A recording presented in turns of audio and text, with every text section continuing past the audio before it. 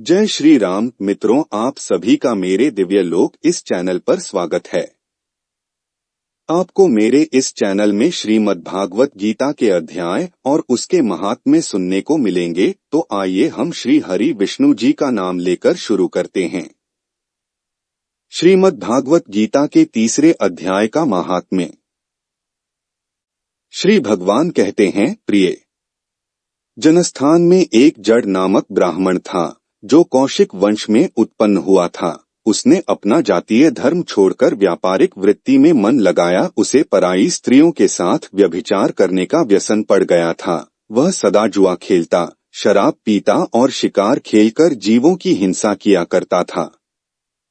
इसी प्रकार उसका समय बीतता था। धन नष्ट हो जाने पर वह व्यापार के लिए बहुत दूर उत्तर दिशा में चला गया। वहां से धन कमाकर घर की ओर लौटा। बहुत दूर तक का रास्ता उसने तय कर लिया था।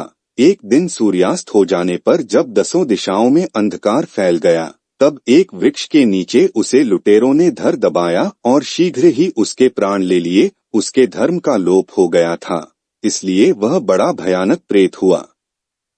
उसका पुत्र बड़ा ही धर्मात्मा और वेदों का विद्वान था। उसने अब तक पिता के लौट आने की राह देखी। जब वे नहीं आए, तब उनका पता लगाने के लिए वह स्वयं भी घर छोड़कर चल दिया। वह प्रतिदिन खोज करता, मगर राहगीरों से पूछने पर भी उसे उनका कुछ समाचार नहीं मिलता था। तदंतर एक दिन एक व्यक्ति से उसकी भेंट हुई, जो उसके पिता का सहायक था। उससे सारा हाल जानकर उसने पिता की मृत्यु पर बहुत शोक किया।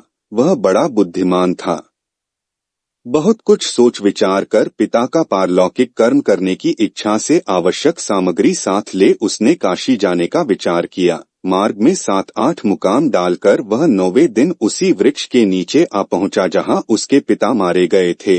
उस स्थान पर उसने संध्या वंदन की और गीता के तीसरे अध्याय का पाठ किया।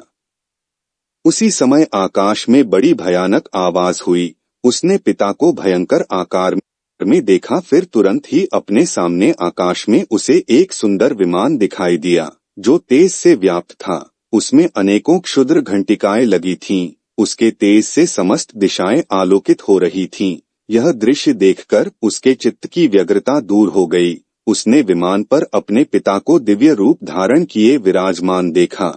उनके शरीर पर पीतांबर शोभा पा रहा था और मुनिजन उनकी स्तुति कर रहे थे। उन्हें देखते ही पुत्र ने प्रणाम किया।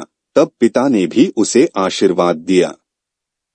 तत्पश्चात उसने पिता से यह सारा वृत्तांत पूछा। उसके उत्तर में पिता ने सब बातें बताकर इस प्रकार कहना आरंभ किया है, बेटा, दैववश मेरे निकट गीता के तृतीय अध्याय का पाठ करके तुमने इस शरीर के द्वारा किए हुए दुष्कर्म बंधन से मुझे छुड़ा दिया। अतः अब घर लौट जाओ, क्योंकि जिसके लिए तुम काशी जा रहे थे, वह प्रयोजन इस समय तृतीय अध्याय के पाठ से ही सिद्ध हो गया है। पिता के इस प्रकार कहने पर पुत्र ने पूछा है, तात, मेरे हित का उपदेश दीजिए तथा और कोई कार्य जो मेरे लिए करने योग्य हो बतलाइए। तब पिता ने कहा है, अनग, तुम्हें यही कार्य फिर करना है। मैंने जो कर्म किए हैं वही मेरे भाई ने भी किए थे। इससे वे घोर नरक में पड़े हैं। उनका भी तुम्हें उद्धार करना चाहिए तथा मेरे कुल के और भी जितने लोग नरक में पड़े हैं, उन सब का भी तुम्हारे द्वारा उद्धार हो जाना चाहिए। यही मेरा मनोरथ है, बेटा।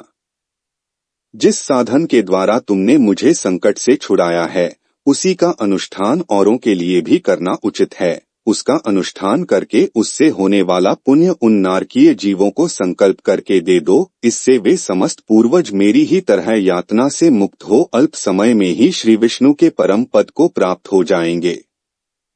पिता का यह संदेश सुनकर पुत्र ने कहा है, तात, यदि ऐसी बात है और आपकी भी ऐसी रुचि है, तो मैं समस्त नारकी जीवों का नरक से उद्धार कर दूंगा। यह सुनकर उसके पिता बोले है, बेटा एवं स्तुत, तुम्हारा कल्याण हो। मेरा अत्यंत प्रिय कार्य संपन्न हो गया।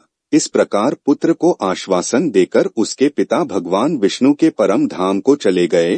तत्पश्चात वह भी लौटकर जनस्थान में आया और परम सुंदर भगवान श्री कृष्ण के मंदिर में उनके समक्ष बैठकर पिता के आदेशानुसार गीता के तीसरे अध्याय का पाठ करने लगा। उसने नारकी जीवों का उद्धार करने की इच्छा से गीता के पाठ का सारा पुण्य संकल्प करके दे दिया। इसी बीच में भगवान विष्णु के दूत यातना भोगने वाले नरक की जीवों को छुड़ाने के लिए यमराज के पास गए। यमराज ने नाना प्रकार के सत्कारों से उनका पूजन किया और कुशलता पूछी। वे बोले, है धर्मराज, हम लोगों के लिए सब और आनंद ही आनंद है। इस प्रकार सत्कार करके पितृलोक के सम्राट परम बुद्धिमान यम ने विष्णु दूतों से यमलोक में आने का कारण पूछा। तब विष्णुदूतों ने कहा, है यमराज, शेषशय्या पर शयन करने वाले भगवान विष्णु ने हम लोगों को आपके पास कुछ संदेश देने के लिए भेजा है। भगवान हम लोगों के मुख से आपकी कुशल पूछते हैं और यह आज्ञा देते हैं कि आप नरक में पड़े हुए समस्त प्राणियों को छोड़ दें। अमित तेजस्वी भगवान विष्णु का यह आदेश सुनकर यम ने मस्तक झुकाकर उसे स्वीकार किया और मन ही मन कुछ सोचा। तत्पश्चात नारकीय जीवों को नरक से मुक्त देखकर उनके साथ ही वे भगवान विष्णु के वास स्थान को चले। यमराज श्रेष्ठ विमान के द्वारा जहाँ क्षीरसागर हैं वहाँ जा पहुँचे। उसके भीतर कोटि कोटि सूर्यों के समान कांतिमान नील कमल दल के समान श्याम सुंदर लोकनाथ जगतगुरु श्री हरि का उन्होंने दर्शन किया। भगवान का तेज उनकी शया बने हुए शेषनाग के फणों की मणियों के प्रकाश से दुगना हो रहा था। वे आनंदयुक्त दिखाई दे रहे थे। उनका हृदय प्रसन्नता से परिपूर्ण था। भगवती लक्ष्मी अपनी सरल चितवन से प्रेमपूर्वक उन्हें बार बार निहार रही थीं। चारों ओर योगीजन भगवान की सेवा में खड़े थे। ध्यानस्थ होने के कारण उन योगियों की आंखों के तारे निश्चल प्रतीत होते थे। देवराज इंद्र अपने विरोधियों को परास्त करने के उद्देश्य से भगवान की स्तुति कर रहे थे। ब्रह्मा जी के मुख से निकले हुए वेदांत वाक्य मूर्तिमान होकर भगवान के गुणों का गान कर रहे थे। भगवान पूर्णतः संतुष्ट होने के साथ ही समस्त योनियों की ओर से उदासीन प्रतीत होते थे। जीवों में से जिन्होंने योग साधन के द्वारा अधिक पुण्य संचय किया था, उन सबको एक ही साथ वे कृपादृष्टि से निहार रहे थे। भगवान अपने स्वरूप भूत अखिल चराचर जगत को आनंदपूर्ण दृष्टि से आनंदित कर रहे थे। शेषनाग की प्रभा से उद्भासित और सर्वत्र व्यापक दिव्य विग्रह धारण किए नील कमल के सदृश श्याम वर्ण वाले श्रीहरि ऐसे जान पड़ते थे मानो चांदनी से घिरा हुआ आकाश सुशोभित हो रहा हो। इस प्रकार भगवान की झांकी के दर्शन करके यमराज अपनी विशाल बुद्धि के द्वारा उनकी स्तुति करने लगे। यमराज बोले, है संपूर्ण जगत का निर्माण करने वाले परमेश्वर, आपका अंतःकरण अत्यंत निर्मल है। आपके मुख से ही वेदों का प्रादुर्भाव हुआ है। आप ही विश्वस्वरूप और इसके विधायक ब्रह्मा हैं। आपको नमस्कार है। अपने बल और वेग के कारण जो अत्यंत दुर्धर्ष प्रतीत होते हैं, ऐसे मदांधों का अभिमान चूर्ण करने वाले भगवान विष्णु को नमस्कार है। पालन के समय सत्वमय शरीर धारण करने वाले विश्व के आधारभूत सर्वव्यापी श्रीहरि को नमस्कार है। समस्त देहधारियों की पातकराशी को दूर करने वाले परमात्मा को प्रणाम है। जिनके ललाटवर्ती नेत्र के तनिकसा खुलने पर भी आग की लपटें निकलने लगती हैं, उन रुद्र रूपधारी आप परमेश्वर को नमस्कार है। आप संपूर्ण विश्व के गुरु, आत्मा और महेश्वर हैं। आप समस्त वैष्णवजनों को संकट से मुक्त करके उन पर अनुग्रह करते हैं। आप माया से विस्तार को प्राप्त हुए अखिल विश्व में व्याप्त होकर भी कभी माया अथवा उससे उत्पन्न होने वाले गुणों से मोहित नहीं होते।